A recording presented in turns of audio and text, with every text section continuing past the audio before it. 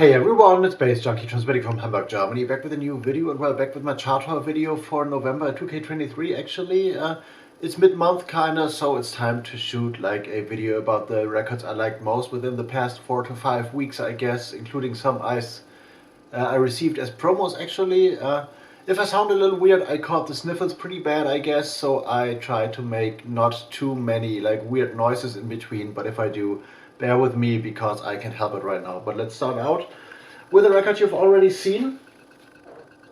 Javier Hernando, Domina Est Electronica, a promo that came in from Monster Records and Geometric Records. Geometric is the label of Esplendor Geometrico, which is like a famous like industrial noise, rhythm industrial outfit, and I assumed when I received the promo and unboxed this one that this would be like dark ambient or similar noise stuff, and this is indeed like the most textural dark ambient, death ambient album I've heard in a while. The review will be linked down in the description box, of course, and the unboxing video I'm gonna link in the end card as a video to watch. So just showing the cover here, very great. Javier Hernando, Domina Est Electrica, very recommended, limited to 300 copies if you're into like dark ambient, death ambient, experimental electronic music and stuff. And the next one is in a similar vein, like, but it isn't kind of, but it is. This is Teratology, Lagovsky Rarities from 1989 to 1982. A collection of tracks on the fill-lex records label. I really love the cover. The artwork is great, and what this is basically is a collection of tracks released by Andrew Lagovsky in the named period, but stuff that has been hard to get, like, or hard to find on like EPs, compilations, singles and stuff. So stuff you won't find anywhere. The artwork basically looks like this, or the label print, and the flip side of those records looks like this. And musically, what this is like a kind of combination of like NuBeat, very early techno, industrial EBM influences, a little bit of rave, proto-rave stuff, but also more with a touch of industrial EBM, and including a very sought after track, which is Vermilion, which is actually the track which got me and Lagovsky in touch via Twitter many years ago, when I posted that I actually found this record and bought this and added this to my vinyl collection. And then he responded for some reason. I didn't even like add him like on Twitter, and then we got like into a conversation like back and forth occasionally and stuff, and have been like talking to each other ever since. Now he left Twitter but is still on Instagram, and well, someone I still have to meet. This is definitely on my to-do list, so the next time Lagovsky is playing in Berlin, I'm gonna go there hopefully. And here's the full tracklist, of course. Great stuff. Teratology, Lagovsky Rarities, if you're into like electronic dance music from the late 80s, early 90s. Very recommended, and limited to, I guess, 200 copies maybe, if I'm not mistaken, double vinyl. Not that especially easy to find, I guess, but still, get this, find this, it's good. The next one goes even, not goes even further back, but also goes kind of back into, well, the early 90s, but with a more modern twist. This is Dusty Kid, 92-93 revived on the Running Back, no, not on the Running Back label, on Systematic, of course. Somehow I'm gonna mix this those two labels up somehow. And what those are, well, Dusty Kid, of course, is an electronic music producer from Italy, if I'm not mistaken. I think, I hope, or Spain. Now I'm kind of confused, but I go with Italy here. And he took at least 4 tracks from the 92-93 realm, like from hard trance and proto trance, and got them like or remixed them or reworked them and put them into a new kind of vibe, or into a contemporary vein kind of. And yeah, this is what the labels look like. And I really enjoy this because most of those tracks, like 3 out of 4, have turned into a kind of electro breaks vibe, which is also compatible with the new school breaks stuff. I do enjoy a lot, but unfortunately new school breaks as a genre on vinyl has died, like, I don't know, 18 years ago. So there is some new stuff to add to the collection. The tracks in question here that have been reworked are, well, I'm losing that album, and just wait a second, are actually Coma Kino Outphase, which is one of the biggest, or like for me, biggest anthems in trance ever.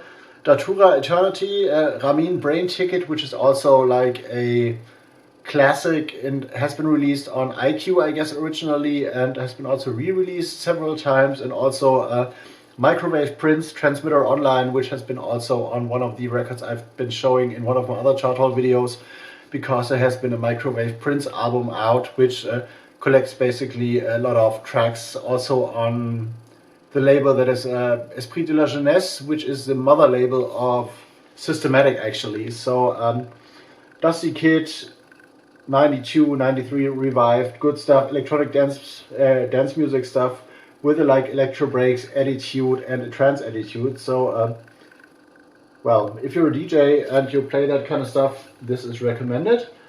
And this one, of course, is 2, because Metalheadz still is working on their 25 years anniversary compilation, or like anniversary single series, actually. Metalheadz, iconic label run by Goldie, or formerly run by Goldie, founded by Goldie and Chemistry of Storm, like a staple within the drum and bass world. And well, they've been around for more than 25 years, but they're still celebrating that. So also with nice inner sleeves. And what they've done here is re-releasing 2 classics with new mixes or variations, which is Doc Scott's The Unofficial Ghost and Roughage Crew's VIP Riders Ghost. So one of those tracks has been featured on the legendary Metalheadz Platinum Break series on the first triple album in 96, if I'm not mistaken, late 96, I guess. And well, the other one, VIP Riders Ghost, has been also sitting in my collection as a white label kind of. So seminal drum and bass tracks remastered, which I really like. Also, there's a new version of The Unofficial Ghost by Doc Scott, which is called Ghost 25, which puts this classic into a little bit faster, kind of two-steppy drum and bass vein. And also on the flip side, we got Ghost of My Life by Roughage Crew, which is a take on VIP Riders Ghost, which is in a weird tempo, I guess 145, 146, which is atmospherically interesting, but as a DJ I don't like it too much. But still, those 2 tracks, VIP Riders Ghost and The Unofficial Ghost remastered, make this one like worth an addition to the collection for every drum and bass head. And I am still, even though this is a thing I'm going to address in a podcast thing I'm invited to as well, there's never been a time in my life when I've been only playing drum and bass and like defining myself as a drum and bass exclusive DJ. So this is everything people mistake about or like get wrong about me all the time, still after all these years. That well, drum and bass has played a big role in my life, also as a DJ and as a party promoter in the first half of the first from 2001 to 2006 maybe, where I was mainly active in that era, but still have done other things around that and played garage and breaks and techno and stuff. So I want to get this myth out of the way kind of, and I will use this podcast for maybe. And also another classic from I guess 91, but has been re-released, Joey Beltram Volume 2 on the legendary label RNS, which stands for Renat and Sabine Records, from Belgium. Beautiful artwork, 4 tracks on here, and it was the second release for Joey Beltram on RNS as far as I remember.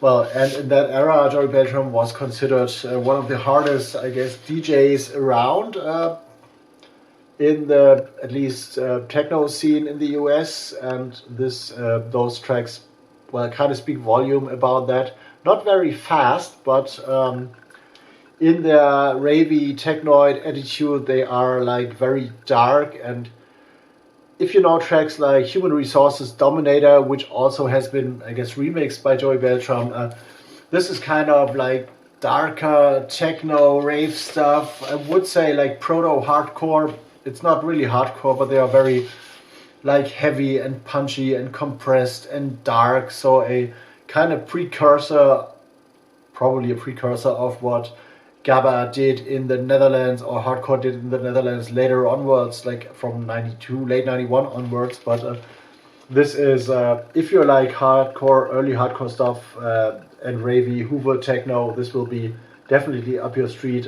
One I've been missing out on because I was like 13 in 91, but still a record I need in my collection. And the last one is gonna go down the hardcore free techno, spiral techno alley. A very surprising release here. The project is called Scheich in China, which translates to Shake in China, actually. The album is called Never Crack Generation 2.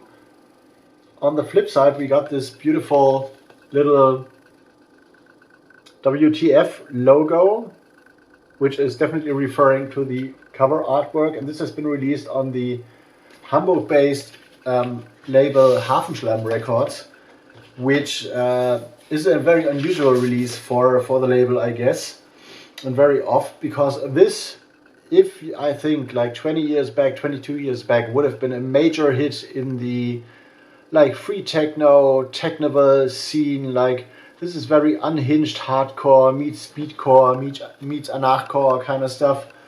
Yeah, very anarchic, rough, super fast electronic dance music.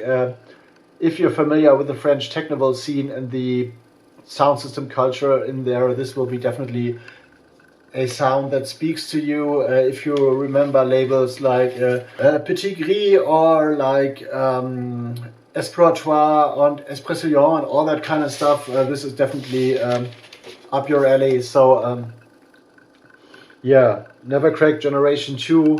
This is like very unhinged hardcore, speedcore stuff with a kind of like, well, non-structured, very free techno leaning twist. And we got some inlay as well there, with also merchandise available.